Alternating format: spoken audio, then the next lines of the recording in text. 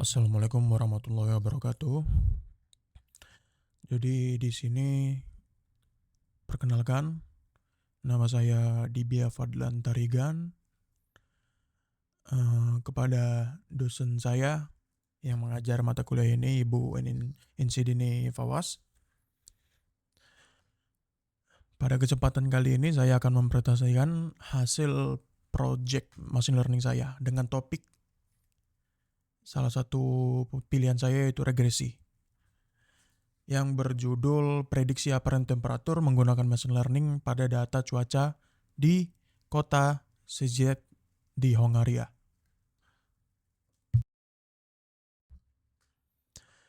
Jadi saya akan mulai di sini dengan mungkin dari pendahuluan ya, atau latar belakang. Dalam kehidupan sehari-hari, cuaca menjadi faktor penting yang mempengaruhi sebagai pendukung aktivitas manusia, mulai dari perencanaan perjalanan, kegiatan pertanian, hingga sektor kesehatan. Salah satu aspek penting dalam prediksi cuaca adalah suhu, khususnya apparent temperature, yaitu suhu yang benar-benar dirasakan manusia, bukan hanya angka yang ditampilkan pada termometer. Apparent temperature dipengaruhi oleh berbagai variabel cuaca seperti kelembapan udara, kecepatan angin, dan visibilitas ataupun tekanan atmosfer. Oleh karena itu, untuk membuat prediksi yang akurat, diperlukan pendekatan berbasis data dan algoritma yang mampu menangani kompleksitas hubungan antar fitur-fitur tersebut. Jadi melalui proyek ini, saya mencoba membangun model machine learning yang mampu memprediksi apparent temperature berdasarkan dataset cuaca historis dari kota Szeged di Hongaria.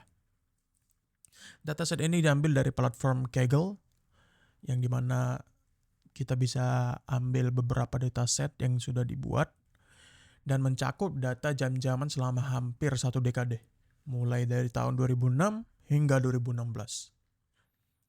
Jadi berikutnya kita masuk ke rumusan masalah atau tujuan. Bisa dilihat di sini kita mempunyai 3 rumusan masalah yang saya lampirkan di laporan saya. Yang pertama itu bagaimana membangun model regresi yang mampu memprediksi suhu yang berdasarkan fitur cuaca. Yang kedua, fitur apa saja yang paling berpengaruh dalam nilai apparent temperature. Dan yang ketiga, seberapa akurat model yang dibangun dalam melakukan prediksi. Mungkin rumusan masalah yang ada selain di laporan ini saya bisa sebutkan di presentasi ini, yaitu mungkin selanjutnya di tujuan atau rumusan masalah berikutnya saya akan melakukan tuning model untuk meningkatkan performa dan efisiensi dan melakukan evaluasi terhadap performa model menggunakan metrik akurasi regresi. Jadi yang masuk ke sub topik kita, sub judul yaitu tujuan, mengolah dan membersihkan data cuaca historis dari Szeged, kota di Hongaria, melakukan eksplorasi data untuk memahami pola dan korelasi antar fitur, membangun model machine learning untuk memprediksi apparent temperature, dan melakukan evaluasi model menggunakan metrik yang seperti saya bilang tadi, yaitu metrik RMSE, MAE, dan R kuadrat. Di sub judul yang keempat kita memasuki eksplorasi data atau EDA. Distribusi apparent temperature merupakan distribusi normal. Korelasi antar fitur menunjukkan bahwa temperature, humidity, dan visibility sangat mempengaruhi apparent temperature. Visualisasi berikut menunjukkan hubungan antara humidity and suhu yang dirasakan serta distribusi suhu secara umum. Bisa kita lihat di gambar 1, di sini merupakan scatter plot. Humidity versus apparent temperature. Di sini bisa kita lihat di gambar yang nomor 1, humidity berkorelasi negatif dengan apparent temperature. Sedangkan di gambar yang kedua, kita mempunyai grafik merupakan box plot.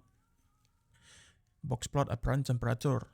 Distribusi suhu yang dirasakan memiliki beberapa outliner di rentang rendah dan tinggi.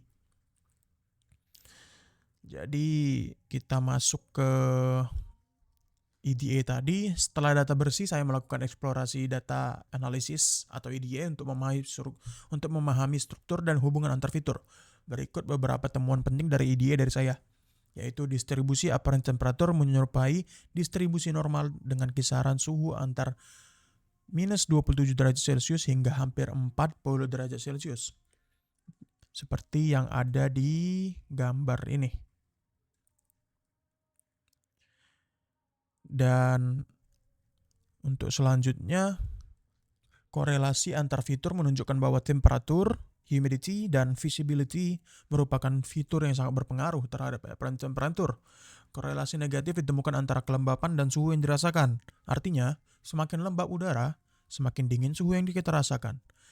Visualisasi scatter plot antar humidity dan apparent temperature menegaskan pola korelasi negatif tersebut.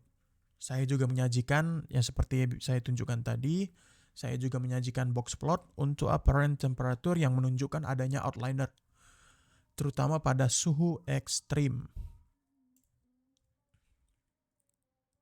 Untuk selanjutnya, EDA ini memberikan wawasan penting dalam memilih fitur dan merancang model yang sesuai. Untuk pemodelan dan evaluasi, saya membandingkan dua algoritma machine learning untuk menyelesaikan masalah regresi ini. Yang pertama ada algoritma linear regression, merupakan algoritma yang dasar yang mengasumsikan hubungan linear antar fitur. Namun, hasilnya sangat buruk dengan nilai R kuadrat negatif dan RMSI yang sangat besar. Hal ini menunjukkan bahwa hubungan antar fitur tidak bisa ditangani secara linear. Sedangkan yang algoritma kedua yang saya gunakan, saya bandingkan dengan linear regression, yaitu algoritma decision tree regressor. Algoritma ini bekerja secara non-linear dan membagi data ke dalam struktur pohon, memberikan hasil yang sangat baik, yaitu R kuadratnya itu sama dengan 0,9999, RMSI-nya 0,09, dan MII-nya 0,028. Artinya apa? Artinya model ini hampir sempurna dalam memprediksi apparent temperature. Seperti itu. Jadi di subjudul selanjutnya, di tuning model, saya ingin menjelaskan tuning model ini untuk meningkatkan efisiensi dan menghindari overfitting. Saya melakukan tuning parameter terhadap decision tree. Parameter yang dioptimalkan adalah max depth, max underscore depth, yaitu kode untuk mengatur kedalaman pohon. Sedangkan min underscore samples underscore split menentukan jumlah minimum sampel agar node bisa di-split. Melalui grid search CV ditemukan parameter node optimal. Max depth-nya itu 10, min sample split-nya itu 5. Dengan konfigurasi ini, model tetap akurat, namun lebih sederhana dan cepat saat dipakai. Untuk mendukung analisis tadi yang gambar-gambar scatter plot dan box plot tadi, saya ingin menjelaskan kembali kalau scatter plot itu antara kelembapan dan apparent temperature menunjukkan korelasi negatif, dan box plot dari apparent temperature menunjukkan persebaran suhu dan identifikasi outlier. Grafik-grafik ini disertakan dalam laporan seperti yang tadi, supaya memperkuat analisis secara visual. Jadi kesimpulan dari proyek ini, dari seluruh proses yang saya lakukan, dapat disimpulkan bahwa data cuaca historis memiliki potensi besar dalam digunakan untuk prediksi suhu yang dirasakan. Model decision tree regressor sangat akurat dalam menangani masalah regresi pada data ini. Proses pre-processing EDA dan tuning memainkan peran krusial dalam meningkatkan performa model. Model yang saya bangun bisa dikembangkan lebih lanjut menggunakan metode ensemble seperti random forest atau gradient boosting, dan bahkan bisa diimplementasikan dalam sistem prediksi cuaca real time. Untuk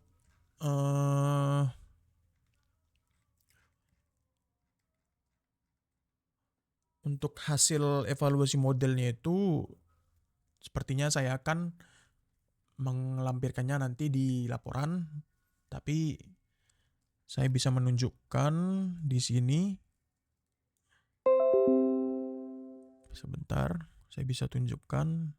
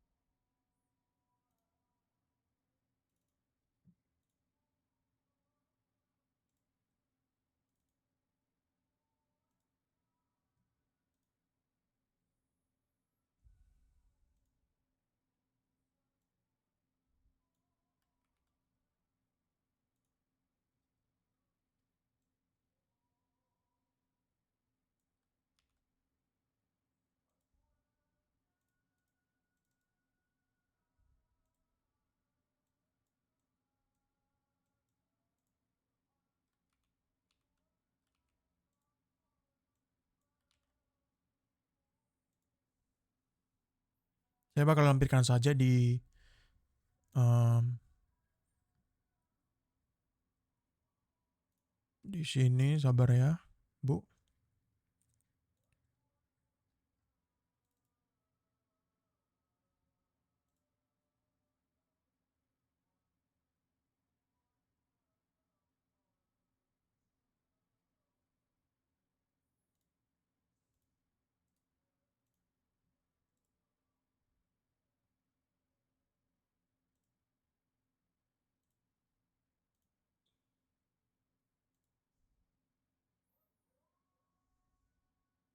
Oke, sepertinya tidak bisa ditampilkan karena ada kesalahan dari OBS-nya.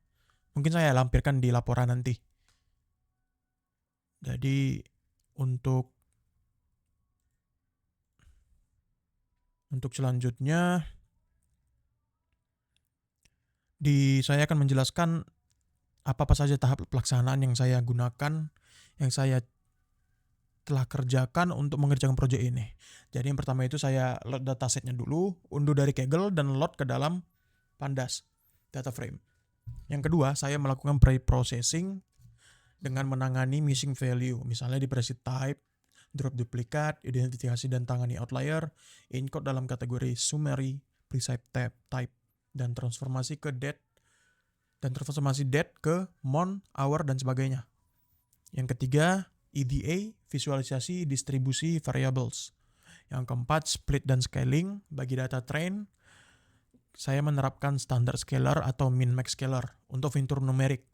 Untuk yang kelima, pemodelan. Saya coba model regresi, linear regression yang setelah saya jelaskan tadi, saya menggunakan beberapa algoritma ya. Dan yang keenam, saya melakukan evaluasi, yaitu metrik RMSI, MAI, dan R kuadrat, visualisasi prediksi versus aktual. Yang ketujuh, saya melakukan kode, saya mengoding semua codingannya ke dalam Jupyter Notebook yang akan saya lampirkan di email tersebut. Disertai komentar-komentarnya, apa-apa saja, ini untuk apa, kode ini untuk apa, saya akan menyertainya. Dan saya mengerjakan laporannya juga dalam laporan yang sangat minimum supaya tidak saya menjelaskannya itu tidak full reading kalau untuk dia menjelaskan laporannya. Jadi saya menjelaskannya tanpa membaca laporan. Terus saya melakukan finalisasi ya PDF tadi dan melampirkan notebook Python tadi. Kode untuk kodenya tadi. Jadi itu saja dari saya. Semoga project saya ini bisa diterima walaupun banyak kurangnya. Saya udah pastikan banyak kurangnya. Karena di sini saya kelompoknya ini saya bekerja sendiri, saya mencoba semaksimal mungkin yang saya coba selama 2 minggu ini, Bu. Demikian presentasi saya. Terima kasih atas perhatian Ibu. Dan saya mengucapkan terima kasih kepada Ibu sudah mau mengajarkan kami di mata kuliah pembelajaran mesin ini dengan sangat sabar. Jadi, jika ada salah kata, saya mohon maaf. Wassalamualaikum warahmatullahi wabarakatuh.